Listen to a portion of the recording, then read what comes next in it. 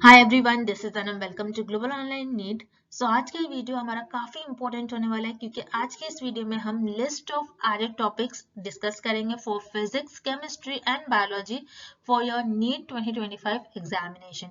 तो जैसे कि एनटीए ने अपनी ऑफिशियल वेबसाइट पर लिस्ट ऑफ एडेड टॉपिक्स के लिए एक पीडीएफ प्रॉपर्ली आपके साथ शेयर करी है ऑफिशियल वेबसाइट पर, जिसमें उन्होंने फिजिक्स, केमिस्ट्री, बायोलॉजी में नीट 2025 में जो भी टॉपिक्स और जो भी यूनिट्स है उनकी प्रॉपर आपको पीडीएफ आपके साथ शेयर करी है। उनमें सारे आपके टॉपिक्स उन्होंने डिस्कस करा है। तो उन्हीं पीडीएफ में जो आपके टॉपिक्स है जो भी ऐड हुए हैं फिजिक्स, केमिस्ट्री, बायोलॉजी सब्जेक्ट के लिए, वही आज के इस वीडियो में हम आपके साथ डिटेल में डिस्कस करेंगे। तो एंड तक जरूर देखिए उस वीडियो को। और साथ ही साथ जैसे कि आपके physics, chemistry and biology NEET 2025 के मेन टॉपिक होते हैं, मेन सब्जेक्ट्स होते हैं, इसी में आपको क्वेश्चंस एमसीक्यूज पूछा जाता है। तो उसके लिए हम जल्द ही वीडियो भी आपके लिए लेकर आएंगे। हम लेक्चर सीरीज स्टार्ट करेंगे, तो आपको हमारे चैनल को जरूर सब्सक्राइब कर लेना है, जिससे कि आपको सारे वीडियोस के अपडेट मिलती रहे। तो चलिए अब ज्यादा टाइम वेस्ट नहीं करते हैं, आज के इस वीडियो को हम स्टार्ट करते हैं। सबसे पहले हम देखेंगे फिजिक्स सब्जेक्ट के लिए। तो इस ईयर नीट 2025 में एनटीए ने फिजिक्स सब्जेक्ट में किन किन टॉपिक्स को ऐड करा है वो हम यहाँ पर अब डिस्कस करेंगे। तो सबसे पहले है ग्रेविटेशन यूनिट, जिसमें motion of satellite, time and energy of a satellite, ये सब टॉपिक है। उसके बाद है unit properties of solids and liquid, जिसके अंदर सब टॉपिक है pressure due to fluid column, Pascal's law and its application. Then है effect of gravity on fluid pressure.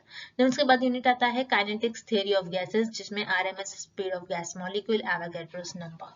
Then next unit आता है magnetic effect of current and magnetism, जिसका सब topic है effect of temperature on magnetic properties. उसी तरीके से dual nature of matter and radiation, जिसमें सब टॉपिक है dual nature of radiation. Then next unit है देखिए एक्सपेरिमेंटल स्किल्स। तो ये फिजिक्स सब्जेक्ट का ही यहाँ पर कंटिन्यूएशन है। तो यहाँ पर एक्सपेरिमेंटल स्किल्स में आप देख रहे हो जो भी टॉपिक हम जो भी सब टॉपिक डिस्कस करेंगे, ये सारे जो टॉपिक्स है ये आप 11th-12th में जो एक्सपेरिमेंट परफॉर्म करोगे उन्हीं पर बेस्ड है। तो यहाँ पर मेरा ये सजेशन होगा, आपको बिल्कुल कोई भी क्लास मिस नहीं करना है, वरना आपको जो बेसिक है आपका ये क्लियर नहीं हो पाएगा। जो आप एक्सपेरिमेंट परफॉर्म करने से सीखोगे वो थियरी पार्ट से आप नहीं सीख पाओगे इतने जल्दी। तो आपको एक्सपेरिमेंट्स वगैरह बिल्कुल भी मिस नहीं करनी है क्लासेस। देन देखिए अब यहाँ पर देखते हैं एक्सपेरिमेंटल स्किल्स में आपके जो भी टॉपिक्स है, जैसे basic approach and observation of experiments and activities, जिसमें vernier callipers, it's used to measure internal and external diameter and depth of a vessel. Then screw gauge, then simple pendulum, then उसके बाद है meter scale, the mass given object by the principle of moments. Then young modulus of elasticity of the material of a metallic wire. then उसके बाद है surface tension of a water by capillary rise and effect of detergent. Then coefficient of viscosity of a given viscous liquid by measuring terminal velocity of given spherical body. Then speed of sound in air at room temperature using resonance tube. Then specific heat capacity. Then solid and liquid by methods of mixtures. तो इस तरीके से कुछ experimental skills में आपके सब topic आते हैं। और भी है आपके एक्सपेरिमेंटल स्किल्स में सब टॉपिक, वो हम नेक्स्ट स्लाइड में देखते हैं।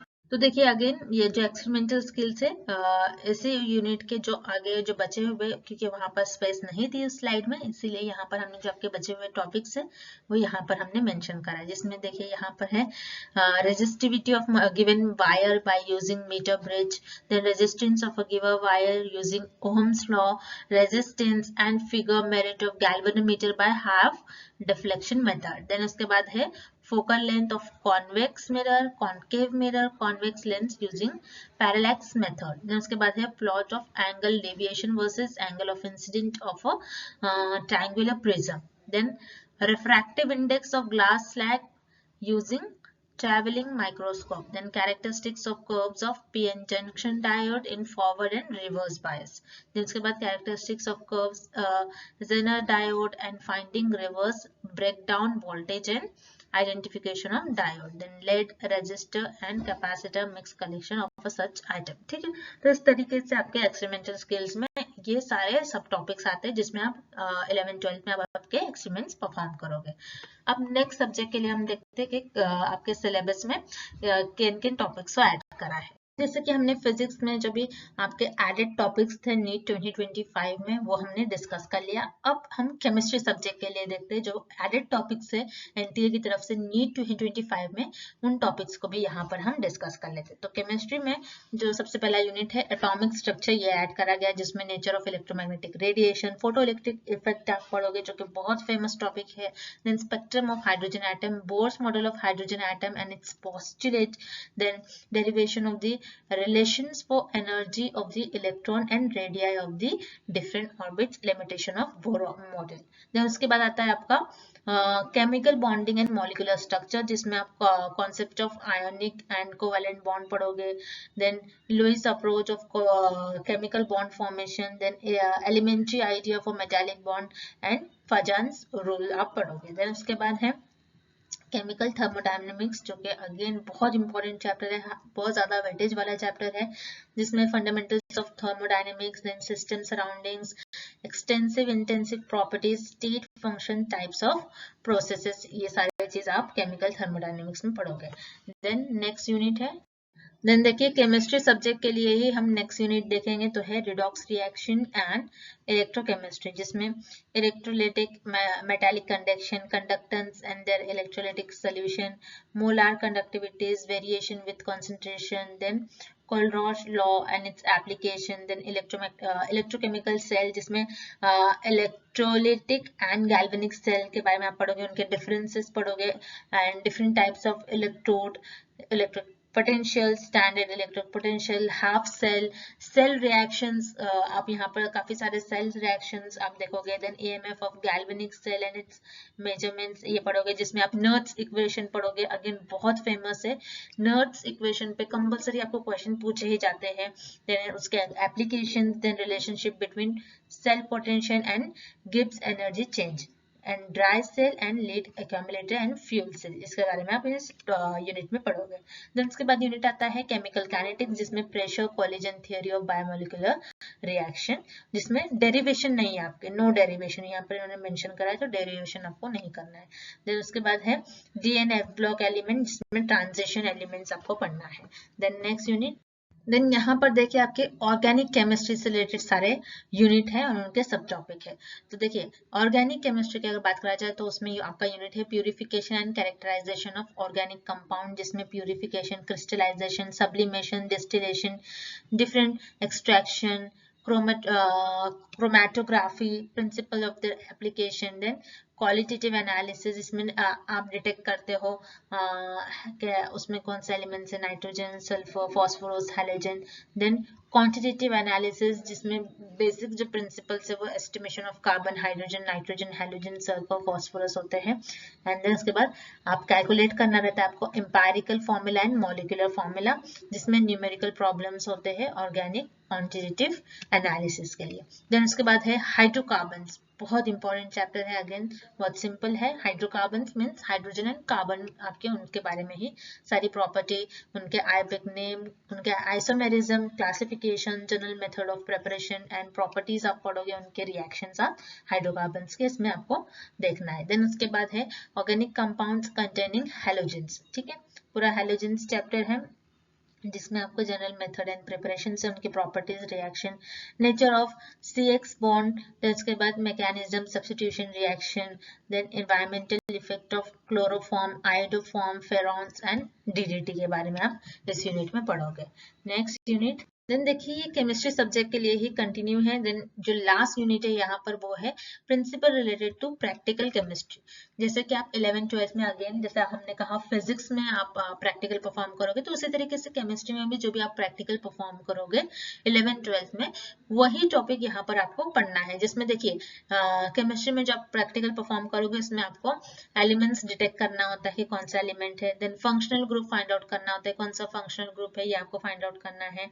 देन उसके बाद आपको एसिड बेसिस रिएक्शन वगैरह, आपको क्वालिटेटिव सॉल्ट एनालिसिस, ठीक है, तो इस तरीके से जिसमें आपको KMnO4 केमिकल प्रिंसिपल इन्वॉल्व होते हैं, तो इस तरीके से सॉल्ट्स वगैरह दिया जाता है, आपको वो फाइंड आउट करना होता है, उसका एनालिसिस करना होता है। तो इस तरीके से आपको सारे जो आप एक्सपेरिमेंट्स परफॉर्म करोगे, अगेन जैसे हमने कहा आप जो भी केमिस्ट्री में भी एक्सपेरिमेंट्स परफॉर्म करोगे, बिल्कुल कोई क्लास आपको मिस नहीं करना है, वरना आपको समझ नहीं आता है। ठीक है, आप जितना एक्सपेरिमेंट परफॉर्म करोगे, जितना आप प्रैक्टिकल करोगे, उतना आपके चीजें, कॉन्सेप्ट वगैरह सारी चीज क्लियर होगी। तो आप देखिए यहाँ पर सारे टर्म्स भी देख सकते हो। एलिमेंट डिटेक्शन, जिसमें आपको नाइट्रोजन, सल्फर, हेलोजन होता है ऑर्गेनिक कंपाउंड्स में।